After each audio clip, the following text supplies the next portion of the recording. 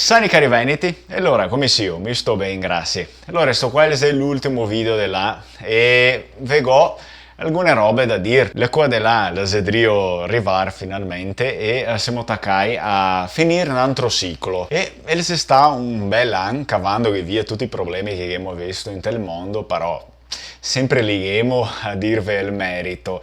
I problemi sono sempre là, no? E mi vengo qua su questo video non per contarvi delle storie, ma per ringraziarvi una ultima volta sto anno del 2021 e di mandarvi che continuate qua nel 2022 per darmi una mano con i vostri commenti, con i vostri mi piace e anche per farmi compagnia sul gruppo WhatsApp che abbiamo Veneti de Anima e Cor, che è un extra bel gruppo. Ovvio ringrazio specialmente i miei scolari de lingua veneta perché intanto che si drio infrancarsi in lingua veneta con me, insieme con la lingua anche a riucciare la nostra cultura, visto che una lingua ha sempre una visione specifica del mondo, ve continuerà a far parte di questa che la una vera reconquista delle nostre origini venete. Mi spero di essere buono di lavorare meglio e pulito il prossimo anno e di portarvi una speranza del futuro che sia più meglio del presente che abbiamo in cui, evidentemente. Dunque, c'è l'opportunità e vi dimando per me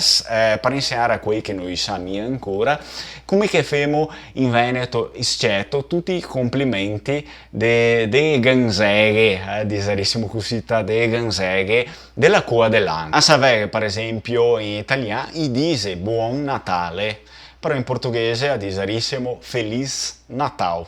Ma in Veneto pulito lo diciamo Buon Nadal, no buon Nadal. Più o manco compagno il portoghese, però il portoghese finisce con la M e in Veneto finimo semplicemente con la N, no? Buon Nadal. E so che anche dopo del Buon Nadal ne salta fuori la necessità di sapere come che famo i complimenti degli scomissio dell'anno. In portoghese disarissimo Feliz Ano Novo, ma in Veneto lo diciamo Buon Cao de Ano. Buon Caudeano, che è anche il Caudeano veneto per quei che sa delle tradizioni venete, però potremmo dire Buon Caudeano. Ecco, adesso che adesso abbiamo la levra conoscenza del buon dire in lingua veneta, adesso vi faccio i complimenti, gli ultimi complimenti del 2021. Allora, un buon Nadal a tutti e un buon Caudeano nuovo. Se sentiamo a Zanaro, strucco, ciao ciao!